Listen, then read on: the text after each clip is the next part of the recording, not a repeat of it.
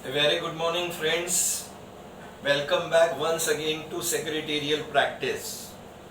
जैसा कि आप लोग जानते हैं, हम लोग चैप्टर नंबर 1 कर रहे थे, जिसका नाम है इंट्रोडक्शन टू कॉर्पोरेट फाइनेंस। इस चैप्टर की सीरीज में हम 2 लेक्चर्स कर चुके हैं और ये तीसरा और आखिरी लेक्चर है जिसमें हमारा थोड़ा सा टॉपिक बच गया है। बट उस टॉपिक पर जाने से पहले मैं आपको एक क्विक रिव्यू दे दूं कि इस चैप्टर में हमने अब तक क्या किया है। सबसे पहले मैंने आपको इस चैप्टर में इंट्रोडक्शन करवाया। इंट्रोडक्शन हो जाने के बाद हमने कॉर्पोरेट फाइनेंस का मीनिंग और डेफिनेशन डिस्कस किया। उस मीनिंग एंड डेफिनेशन में मैंने आपसे कहा था कि corporate finance basically deals with acquisition यानी कि इंतजाम करना एंड यूज यानी कि इस्तेमाल करना of funds by a business enterprise.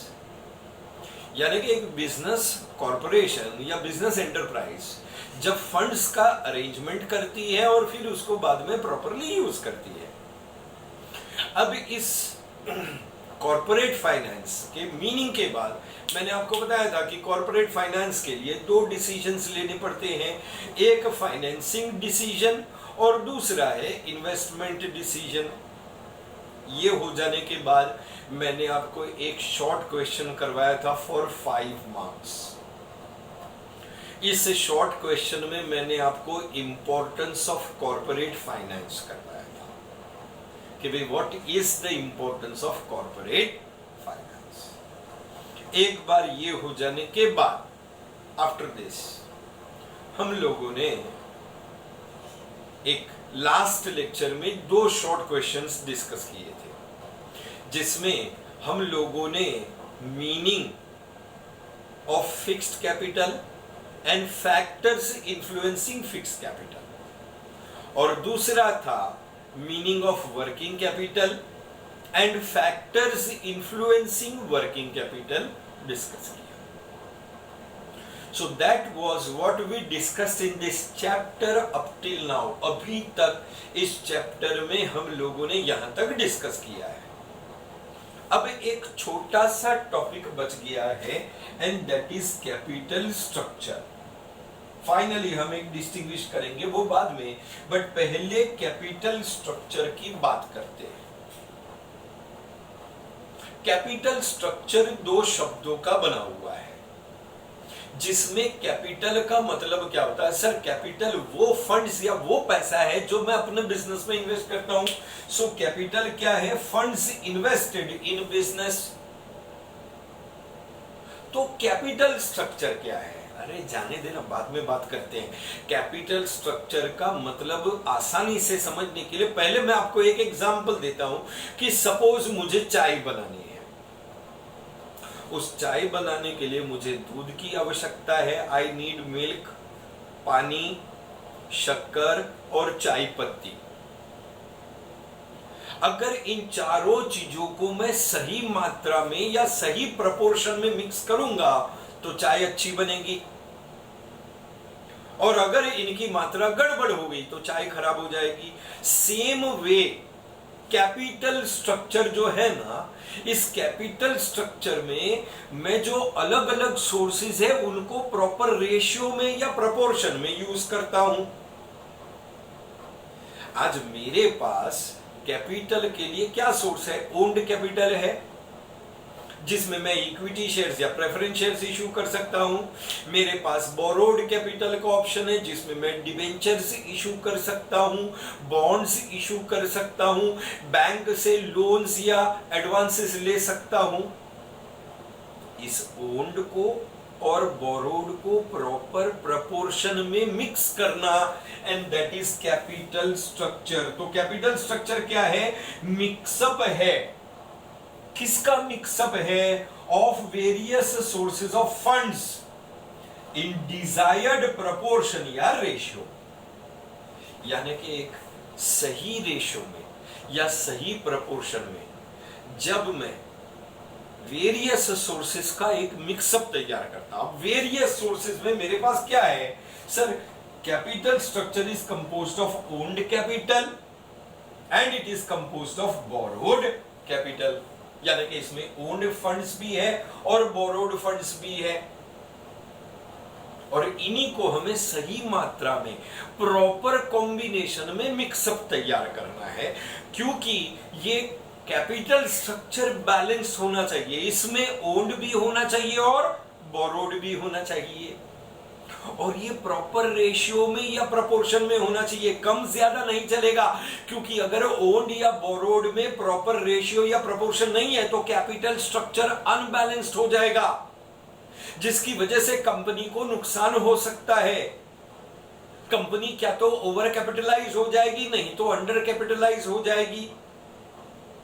सो एक बैलेंस्ड कैपिटल स्ट्रक्चर तैयार करने के लिए आपको मिक्सअप करना पड़ेगा वेरियस सोर्सेस का डिजायर्ड प्रोपोर्शन में या रेशियो में।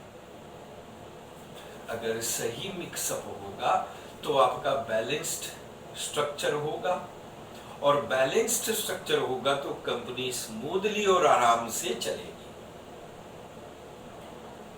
इस कैपिटल स्ट्रक्चर के कंपोनेंट्स कौन कौन से हैं, तो अगर हम कंपोनेंट्स ऑफ कैपिटल स्ट्रक्चर की बात करें तो इक्विटी शेयर्स हैं ओन्ड कैपिटल के अंदर, कि भाई आज कंपनी ओन्ड कैपिटल किसके पास से लेती है, कंपनी ओन्ड कैपिटल ओनर्स के पास से लेती है।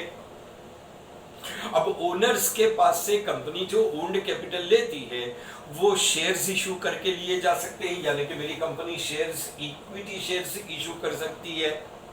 मेरी कंपनी अगर चाहे तो प्रेफरेंस शेयर्स इशू कर सकती है। So we can have equity shares, we can have preference shares. Retained earnings भी सोर्सेज ऑफ फंड्स में आता है। अब रिटेन्ड अर्निंग्स किसे कहते हैं, कंपनी जो कुछ भी अर्न करती है प्रॉफिट का कुछ हिस्सा वो अपने पास बचा के रखती है रिजर्व्स एंड सरप्लस में, और ये जो रिजर्व्स एंड सरप्लस में कंपनी प्रॉफिट का हिस्सा बचा के रखती है, इसी पैसे को बिजनेस में री इन्वेस्ट किया जाता है, और उसके लिए कंपनी क्या करती है, बोनस शेयर्स इशू करती है। क्या इशू करती है, बोनस शेयर्स इशू करती है, तो that is retained earning. So equity है, प्रेफरेंस है या रिटेन्ड है, दैट इज ओन्ड कैपिटल।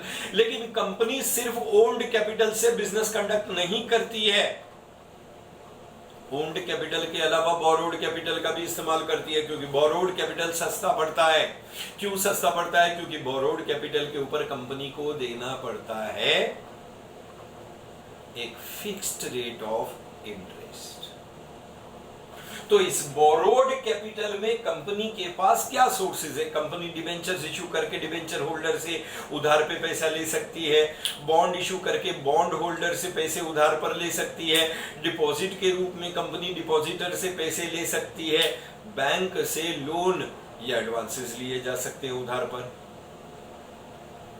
यही जो सारे ऑप्शंस हैं ना, आपको दूध, पानी, चाय पत्ती, शक्कर, इन्हीं को प्रॉपरली बैलेंस करना है, सही रेशियो में इस्तेमाल करना है, तभी आपका तैयार होगा कैपिटल स्ट्रक्चर। सो ये कैपिटल स्ट्रक्चर का जो कॉन्सेप्ट है बेसिकली ये आता है आपको in the form of, you can say either तो शॉर्ट नोट में पूछा जाएगा, अदरवाइज ऑब्जेक्टिव्स में आएगा। शॉर्ट नोट में आता है तो आप इसका मीनिंग और इसके कंपोनेंट्स को एक्सप्लेन कर लें। इसके जो भी कंपोनेंट्स है, इक्विटी शेयर्स है, प्रेफरेंस शेयर्स है, रिटेन्ड अर्निंग्स है, बोरोड के अंदर डिबेंचर्स है, टर्म लोन्स वगैरह है, ये सब कुछ हमने चैप्टर नंबर 2 में डिस्कस किया है, उसी का एक ब्रीफ एक्सप्लेनेशन है यहां पर। So that is capital structure. 5 marks का क्या तो शॉर्ट नोट आएगा, अदरवाइज इसके ऊपर ऑब्जेक्टिव आएगा। अब इस चैप्टर का हमारा एक लास्ट 5 मार्क्स का शॉर्ट आंसर बच जाता है, वो है distinguish between fixed capital and working capital. Last lecture का अगर आपको ध्यान में होगा, आपने सुना होगा, तो लास्ट लेक्चर में हमने फिक्स्ड कैपिटल और वर्किंग कैपिटल के ऊपर डिस्कशन किया था, और साथ में 2 शॉर्ट आंसर किए थे फैक्टर्स इन्फ्लुएंसिंग के। इसी के ऊपर डिस्टिंग्विश बिटवीन है कि भाई फिक्स्ड कैपिटल और वर्किंग कैपिटल। सबसे पहले पॉइंट में मैं आपको बता दूं, फिक्स कैपिटल वो कैपिटल है जो हम फिजिकल या फिक्स्ड असेट्स में इन्वेस्ट करते हैं। किसमें इन्वेस्ट करते हैं? फिजिकल या फिक्स्ड असेट्स में। तो वर्किंग कैपिटल क्या है? वर्किंग कैपिटल वो कैपिटल है जो हम करंट असेट्स में इन्वेस्ट करते हैं। किसमें इन्वेस्ट करते हैं? करंट असेट्स में। सर एग्जांपल क्या है? फिक्स्ड कैपिटल के एग्जांपल में लैंड एंड बिल्डिंग है, प्लांट एंड मशीनरी है, फर्नीचर एंड फिक्सचर्स है, टूल्स एंड इक्विपमेंट्स है। तो सर वर्किंग कैपिटल का क्या एग्जांपल है? वर्किंग कैपिटल के एग्जांपल में आपके पास स्टॉक है। ये स्टॉक चाहे रॉ मटेरियल्स का हो सकता है, ये स्टॉक चाहे सेमी फिनिश्ड गुड्स का हो सकता है, ये स्टॉक चाहे फिनिश्ड गुड्स का हो सकता है। इसके अलावा बिल्स रिसीवेबल हो गया, क्रेडिटर्स यानी कि जिनके पास से हमें पैसा आने वाला है वो हो गया। इसके अलावा कैश ऑन हैंड है या कैश एट बैंक है। All these are examples of working capital. Fixed capital business को स्टार्ट करने के हिसाब से होता है, वर्किंग कैपिटल बिजनेस को चलाने के हिसाब से होता है। यानी कि फिक्स कैपिटल के जरिए मैं अपने बिजनेस को शुरू करता हूं। Land, building, plant, machinery, furniture, fixtures, इनसे मेरा बिजनेस स्टार्ट होगा। वर्किंग कैपिटल से मेरा बिजनेस चलेगा, day to day operation, raw materials, finished goods, bills receivable, cash on hand, cash at, ये मेरे बिजनेस को चलाने में काम में आएगा। फिक्स्ड कैपिटल बिजनेस में लंबे समय के लिए इन्वेस्ट किया जाता है, यानी कि it is invested in business almost permanently. यानी कि ये पैसा एक बार बिजनेस में गया तो लंबे समय के लिए, जब तक मेरा बिजनेस चलेगा तब तक ये पैसा मेरे बिजनेस में ही रहेगा। लॉन्ग टर्म इन्वेस्टमेंट है ये। वर्किंग कैपिटल शॉर्ट टाइम के लिए इन्वेस्ट किया जाता है क्योंकि ये सर्कुलेटिंग है, ये बिजनेस में जाता है फिर से लौट के आ जाता है, फिर जाता है फिर से लौट के आ जाता है। यानी कि मैं रॉ मटेरियल खरीदूंगा, प्रोडक्शन करके फिनिश गुड्स बनाऊंगा, फिनिश गुड्स को मार्केट में ले जाके बेचूंगा, फिर मेरे पास कैश आ जाएगा। उस कैश से वापस से raw material, finish goods, sales, cash, raw material, finish goods, sales, cash. यानी कि ये बिजनेस में जाता है और फिर आता है। It is invested for short period. अब सवाल यह उठता है कि क्यों इन्वेस्ट करते हैं? Why do we invest? जवाब भी एकदम सिंपल है। फिक्स्ड कैपिटल हम लॉन्ग टर्म में फ्यूचर प्रॉफिट के लिए इन्वेस्ट करते हैं। यानी कि ये जो पैसा बिजनेस में इन्वेस्ट किया है, इसका फायदा मुझे लंबे समय के बाद लॉन्ग टर्म फ्यूचर में होगा। जबकि वर्किंग कैपिटल हम इन्वेस्ट करते हैं शॉर्ट टर्म प्रॉफिट्स के लिए। क्यों? क्योंकि रॉ मटेरियल लाऊंगा, फिनिश गुड्स बनाऊंगा, मार्केट में ले जाके बेचूंगा और प्रॉफिट मिल जाएगा। शॉर्ट टर्म प्रॉफिट के लिए ये इन्वेस्ट किया जाता है। This is for profit in future, this is for present profits, यानी कि नजदीकी समय के लिए। एक आखिरी बात, फिक्स्ड कैपिटल में जो पैसा मैं इन्वेस्ट करता हूं ना, उसमें रिस्क ज्यादा होती है, क्योंकि अगर मैंने डिसीजन गलत ले लिया तो करोड़ों का नुकसान होगा। अब एग्जांपल ले लो ना कि मैंने अगर प्लांट और मशीनरी का जो इंस्टॉलेशन है, प्लांट का कंस्ट्रक्शन, मशीनरी का इंस्टॉलेशन एक गलत जगह पर, एक गलत लोकेशन पर कर लिया, तो जो पैसा मैंने इन्वेस्ट किया है वो पैसा डूब गया। फिक्स्ड कैपिटल में रिस्क ज्यादा होती है, जबकि वर्किंग कैपिटल में रिस्क कम होती है। So that is the distinguish between fixed capital and working capital. अब यहां पर हमारा 2 चैप्टर कंप्लीट हो जाता है। मैं आपको याद करवा देता हूं, हमारे फर्स्ट और सेकंड चैप्टर कंप्लीट हो गए हैं। शुरुआत में हमने चैप्टर नंबर 2 किया था, सोर्सेस ऑफ कॉर्पोरेट फाइनेंस, और फिर अब हमने चैप्टर नंबर 2 के बाद chapter number 1 that is introduction to corporate finance का चैप्टर डिस्कस। 2 चैप्टर्स खत्म हो चुके हैं। शेट्टी सर जब कभी भी आपको वीकली टेस्ट अनाउंस करेंगे एसपी का, तो इसमें दोनों चैप्टर्स रहे। दोनों चैप्टर्स के एंड में ऑब्जेक्टिव्स दिए हैं, आप उन्हें अच्छे से पढ़ लेंगे।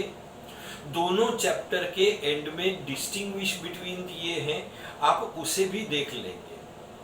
और जो भी पॉइंट्स हमने यहाँ पर लेक्चर में डिस्कस किए हैं उनको आप टेक्स्ट बुक में अच्छी तरीके से रेफर कर लेंगे, तो that will be more than sufficient. मेरे हिसाब से हम आज का लेक्चर यहीं पर खत्म कर देते हैं, क्योंकि हमारा चैप्टर खत्म हो चुका है। Chapter 1 and chapter 2 are over. Next lecture में जब हम मिलेंगे तब एक नया चैप्टर स्टार्ट करेंगे। तब तक के लिए bye bye, take care, stay home, stay safe. Thank you very much.